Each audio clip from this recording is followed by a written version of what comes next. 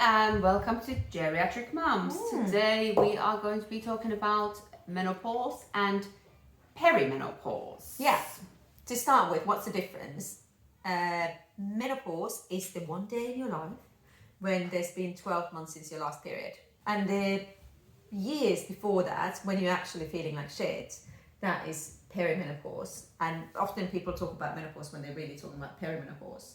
And that's causing a lot of confusion as well. Yeah. So perimenopause can go on for years, and that's when you get the symptoms. Yeah.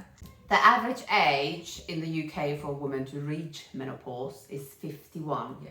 So those years from 40 onwards, really, that's probably the time that you are experiencing perimenopause. Start thinking about it if you start getting symptoms in your mid-40s.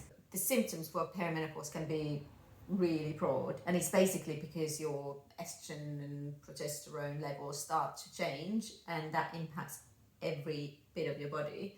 So you can have the list is like crazy. We put a link to this charity website where you can see the full list of symptoms. But what have you had? Well, I mean, I think mine started just as the pandemic and lockdown came. So me being a bit down and really pissed off. Yeah. I didn't really connect the dots, but yeah, I was just pissed off. Still am. Fuming. I've only been taking the estrogen gel for just over a month. Yeah. So just pissed off and really I've not that I've had suicidal thoughts, but really just can't go on. Yeah. That sort of level.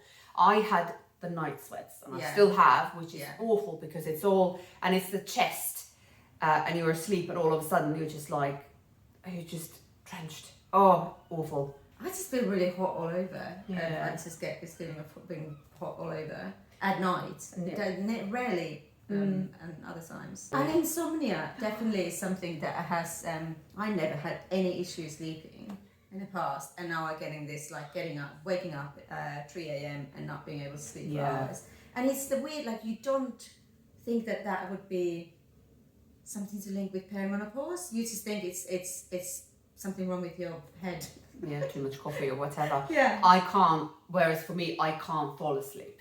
Yeah. Okay. And then if I wake up, then I can't go back to sleep. Yeah. So the sleep is awful. Yeah. I get really restless legs, and that is one of the symptoms as well. Perhaps not one of the most common ones, but I'm thinking about wearing my Fitbit and seeing how many miles I clock overnight. I'm just twitching the whole time. And the aches and pains, that one for me was the big one. I've been to doctors, they've told me that I have an extra bone in my foot and it needs to be operated on. I've been told I've got osteoarthritis. And now, just after months, they are feeling a little bit better. So aches and pains, the mind fog. Yeah. Just forgetting names of things. What's that piece of fabric that you used to mop up crap with? Yeah. It's a cloth. And it's really bad actually with the kind of memory and kind of your mind, because you just think I'm getting old, and it's awkward at work. And then that affects your confidence, and then you won't even try. Yeah. Yeah, and it's actually I was so shocked when I read this. 10% of women in the UK quit their job because of perimenopause symptoms, and obviously I assume that it's because they're not being treated, because there is treatment around, but because the symptoms can be like depression and rage. It's you probably just a lot of people just think that you're just a mad or crazy lady. Exactly. And it's shocking that there's so many women that get prescribed antidepressants when they should be given HRT. Yeah. And there's a huge scare, lots of old-fashioned ideas around HRT, and people are really, there's only something like 11% of women take HRT. And there's, the links with breast cancer and hormone replacement therapy. If you have a glass of wine every night, then your risk of breast cancer is bigger with taking HRT. So at least it's worth exploring. Yeah, and with the doctor. there's also real risks with not taking it. You have much more risk of osteoporosis and heart disease, Yeah. and also then of course the weight gain that kind of Yeah. comes with. I'm blaming it on perimenopause. I'm not sure if that's right, but I'm definitely blaming the weight gain on perimenopause. But on the diagnosis, that's something as well, that because the symptoms are so kind of varied, it's quite hard for a lot of women to get diagnosed, and also because doctors are so bloody clueless about it, and it's not really covered in medical school, and especially if they're older doctors, probably not covered at all.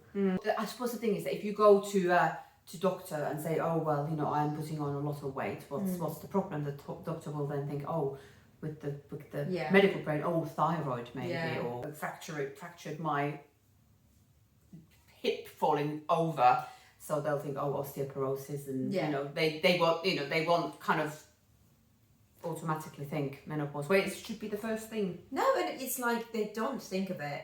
When I first said to a GP that I think I might be perimenopausal, what they said to me is like, well, the average age of menopause is 51, you're too young. Yeah.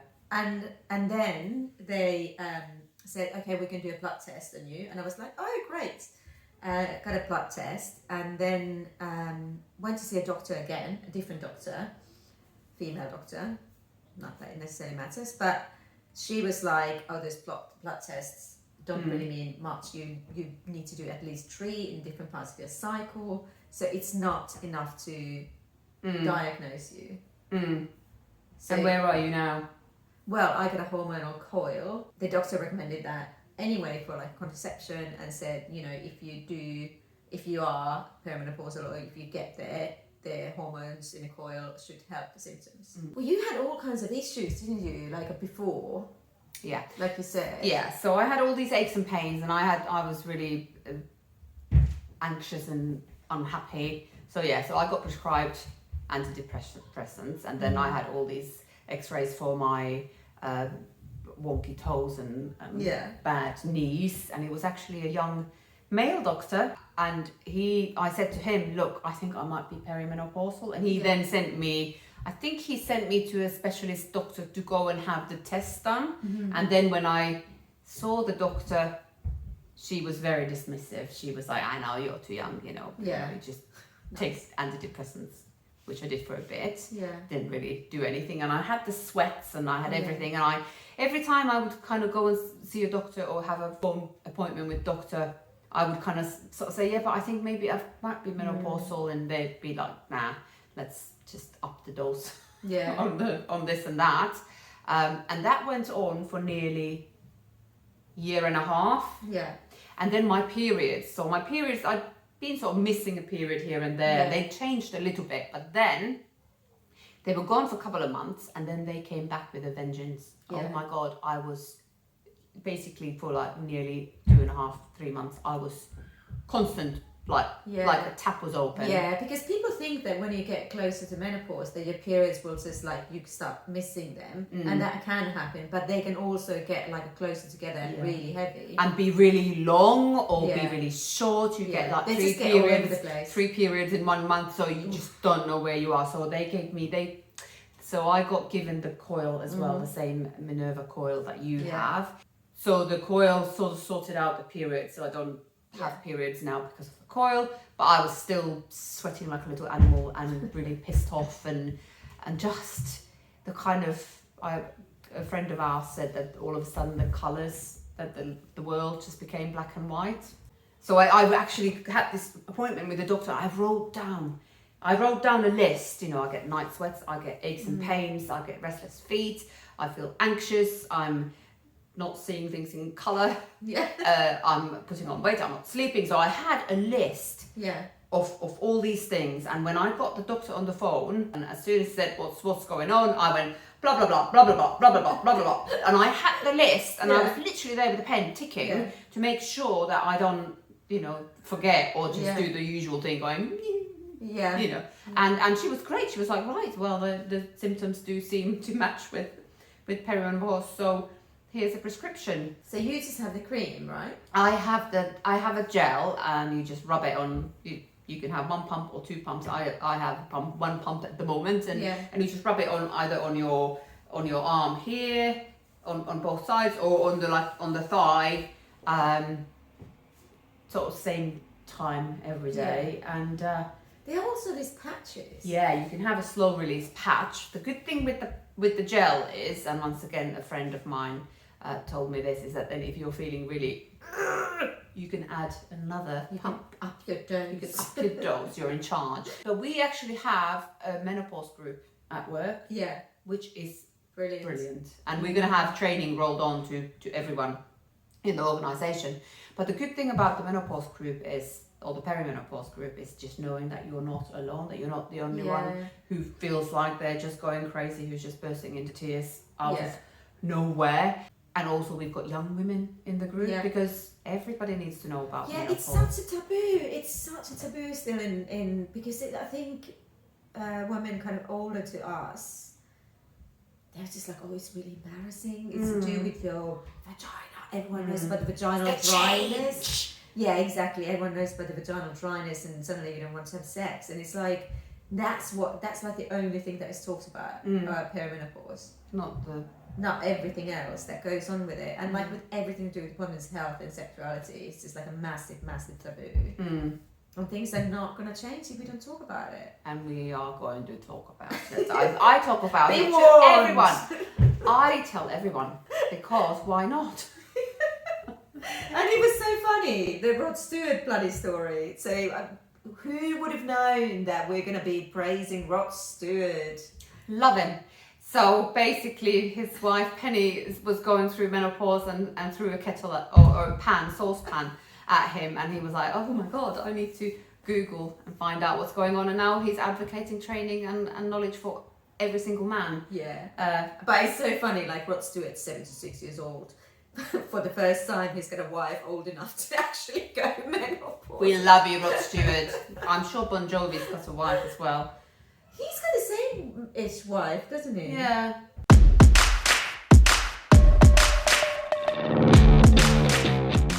Okay, so no secret that he's completely obsessed with Pokemon, but he told a little bit of a fib to his friends.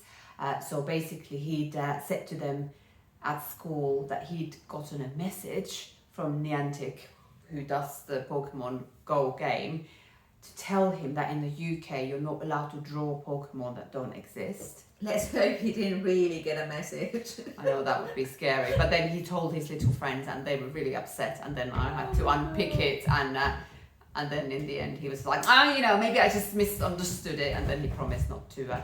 So we were in Finland for around Christmas time for holiday, and we were actually there a bit longer than the school holiday lasted. But because we were on holiday, I forgot to call the school that he's not coming in. But luckily Ben picked up the baton and had called him. Oh. And it wasn't a unauthorised absence in the end. No. Let us know what you think. What's your experience with perimenopause?